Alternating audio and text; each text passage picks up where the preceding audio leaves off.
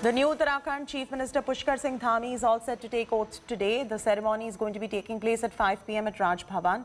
Dhami has become 11th Chief Minister of the state and third in the last 4 months. He's going to be facing state assembly polls in less than a year amidst the growing factionalism in the party over his appointment. As several BJP leaders opposed his elevation, Satpal Maharaj, Harak Singh Rawat, Yashpal Arya even stormed out of the legislative party meeting yesterday after a decision was taken in his favour. The change of guard took place after former Chief Minister Singh Rawat resigned on Friday late night to avert constitutional crisis as he was not an elected MLA.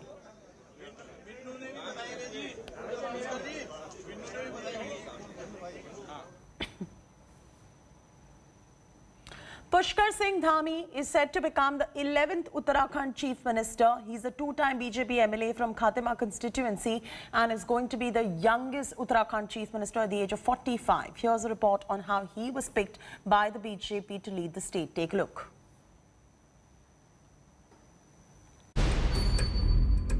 Late night drama,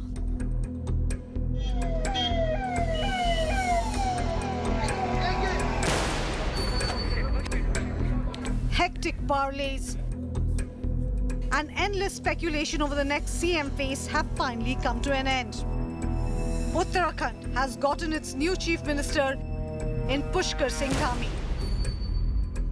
हमारे राष्ट्रीय नेतृत्व का और साथ में प्रदेश नेतृत्व का और सभी कार्यकर्ताओं का उत्तराखंड के मैं बहुत आभार व्यक्त करना चाहता हूं। मैं पूरे प्राणों प्रण से जो मेरी पार्टी की अपेक्षाएं हैं, मेरी मां की जो अपेक्षाएं हैं और जनता की अपेक्षाएं हैं, उनको पूरा करने के लिए हर संभव प्रयास करूंगा। The two-time MLA from Khatima constituency has become the third Chief Minister of the state in a span of 4 months. His name came up after BJP chaired its key legislative party meet in Dehradun on Saturday to pick their new leader.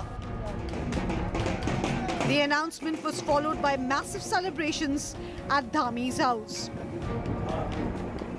Party के सभी विधायकों ने, सभी वरिष्ठ नेताओं ने बैठकर फैसला किया है, स्वागत योग्य है और एक अच्छा कार्यकर्ता, कर्मठ कार्यकर्ता, मेहनती कार्यकर्ता इस काम में लगेगा और निश्चित रूप से उत्तराखंड की जनता को हम अच्छा से अच्छा डिलीवर करने में कामयाब होंगे। Dhami was first elected as an MLA in 2012 and has become the youngest Chief Minister of the state at the age of 45. He has headed BJP's youth wing and also served as Urban Development Committee's Vice President. एक बहुत ही सामान्य परिवार में वो उन्होंने जन्म लिया है और सारी समस्याओं को उन्होंने बहुत नज़दीकियों से देखा है, अपनी क्षेत्र की जनता की समस्याओं को। तो जो है, जो भी कार्य करेंगे बहुत बखूबी मैं समझती हूँ कि वो निभाएंगे उसे। The 11th Chief Minister of Uttarakhand has already met the governor and is all set to take oath on Sunday. The change of guard comes after former Chief Minister Singh Rawat resigned late night on Friday over delayed by-polls and to avoid a constitutional crisis in the state. In trademark style, the Bharatiya Janata Party pulled a rabbit out of the hat and named Pushkar Dhami as the next Chief Minister of Uttarakhand. While many question his administrative inexperience, Dhami's low profile and his association with the Bharatiya Janata Party since his formative years could have well held him in good stead. There is of course no denying that he faces an uphill task, especially in the run-up to the assembly elections in 2022. With camera person Pradeep Gupta, Polami Saha in Dehradun for India Today.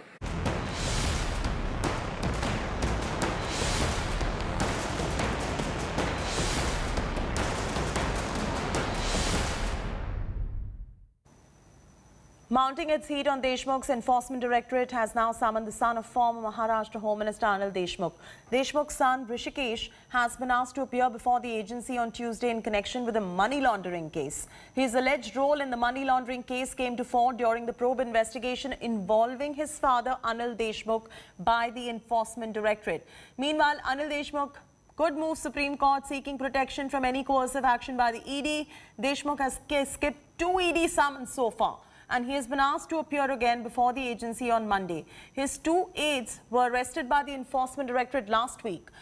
Anil Deshmukh, a senior NCP leader, is also facing a CBI probe into allegations of an extortion racket raised against him by the former Mumbai Police Commissioner Parambir Singh. The Congress party has targeted the Modi government over Rafale deal. The party has demanded a joint parliamentary committee investigation into the Rafale deal after a judicial probe over alleged corruption was ordered in France. Here is our report. Rafale, India's most formidable fighter aircraft.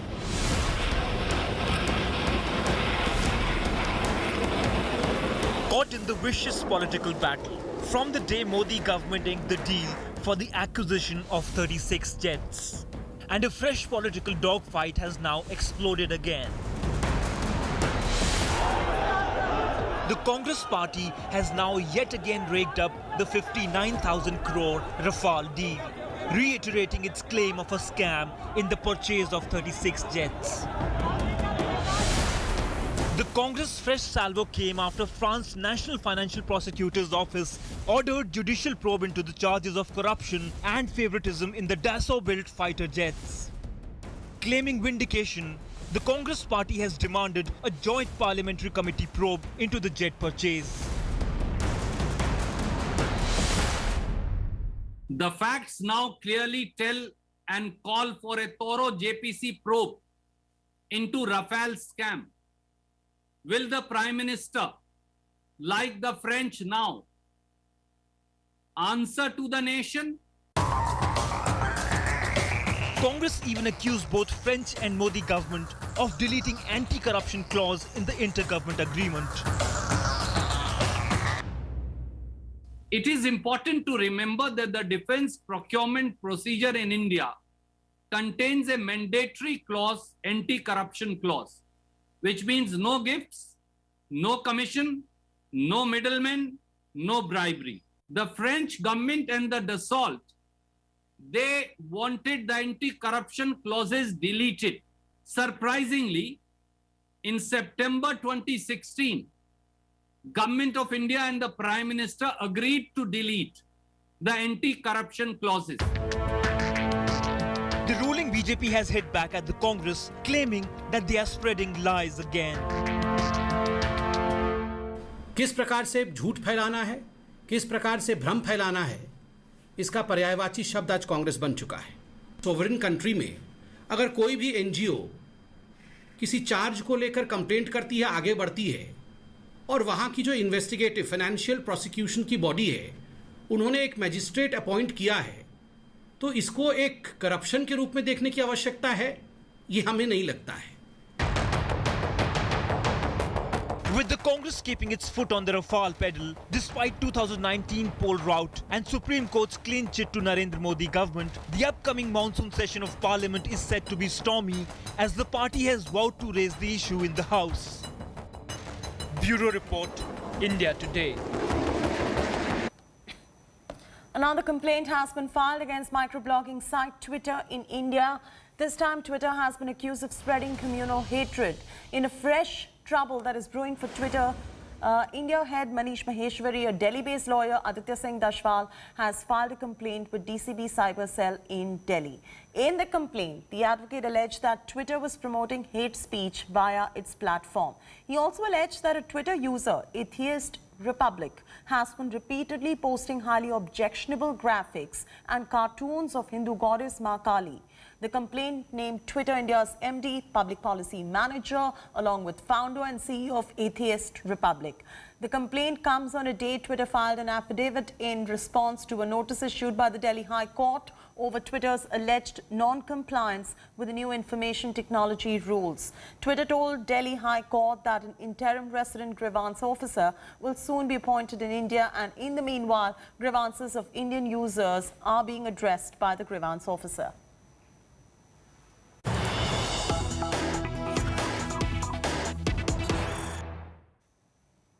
We've got some breaking news coming in. Delhi Medical Association has opposed Ramdev's plea in Supreme Court seeking protection against any coercive action in FIRs related to his allopathy comments.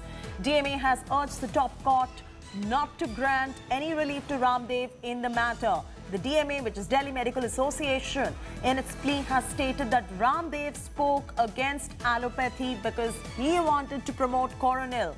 Remember, Ramdev had filed a plea in the Supreme Court seeking protection against any punitive action in cases filed against him in several states. Anisha Mathur now joins us live for the latest on this. Anisha, walk our viewers through all that is coming in as far as DMA is concerned, opposing Ramdev's plea against FIRs on the disparaging remark that he made on allopathic medicines. Well, Swati, this is the impeachment application that has now been filed by the Delhi Medical Association is clear on 2 points. One, that Ramdev should not be given any relief from the Supreme Court because his remarks regarding allopathy and treatment of coronavirus were in fact geared towards promoting his own brand, promoting his own concoction such as Coronel. And secondly, what they have said is that his statements, because of his huge following in the country, because so many people listen to him, his following has had a direct impact on COVID management and COVID protocols followed by people in the country. And by making the kind of statements that he has regarding COVID management and vaccination, Ramdev, according to the Delhi Medical Association, has had a negative impact on how people in the country are responding to vaccination.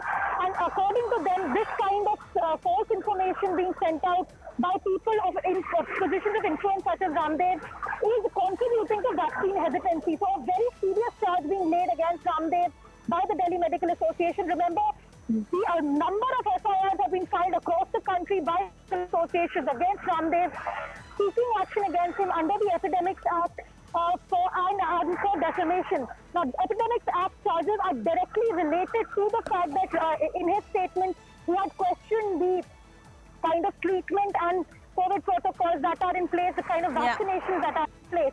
And that is why he has now come to the Supreme Court seeking clubbing of the FIRs and a stay on coercive action. Back to you. Leave it at that. Thanks, Anisha, for joining us with the very latest details right there. Moving on now from the story. Did Rajasthan government buy oxygen concentrators on an inflated price? After the BJP claims scam in the purchase of oxygen concentrators, Rajasthan government has rubbished the charges, claiming complete transparency was maintained in the purchase.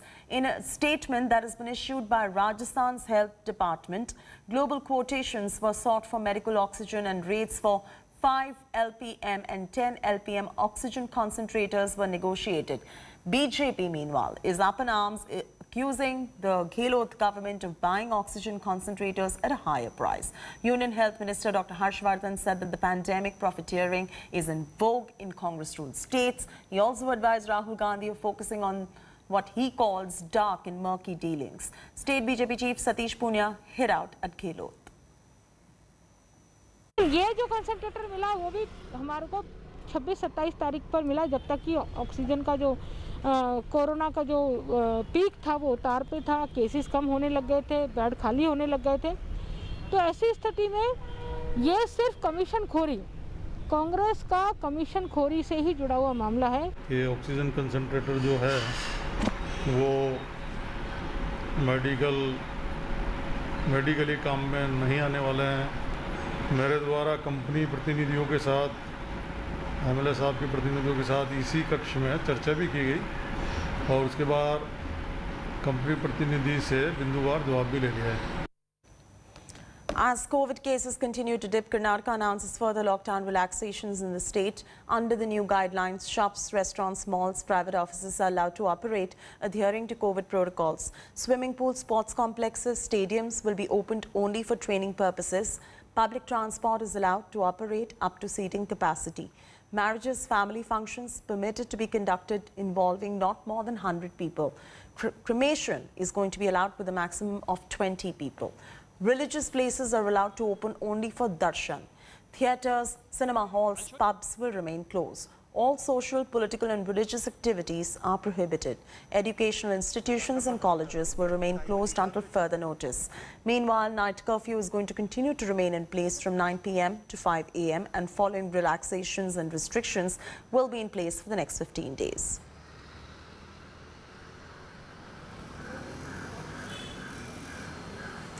At least 2 people are dead and several missing after a Huge mudslide hit the central Japanese city of Dhami on Saturday.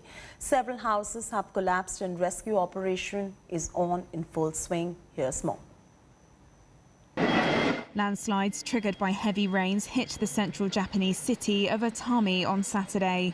At least 2 people have been killed and many more are missing, according to public broadcaster NHK. Prime Minister Yoshihide Suga convened an emergency task force to tackle the crisis. He assured the public that rescue efforts were ongoing and encouraged those in the area to stay alert. The floods are a reminder of the natural disasters that plague Japan, including earthquakes, volcanoes and tsunamis. The country's capital, Tokyo, is set to host the Summer Olympics starting this month. Drone footage aired by NHK showed collapsed and half-submerged houses as water dashed the city with mud and debris. Social media images showed partially sunken cars and rescue workers wading through waist-high water with a small life raft. Japan's military sent emergency rescuers to the city, where NHK said about 80 people were evacuated. Tokyo Electric Power said thousands in the area are also facing power outages.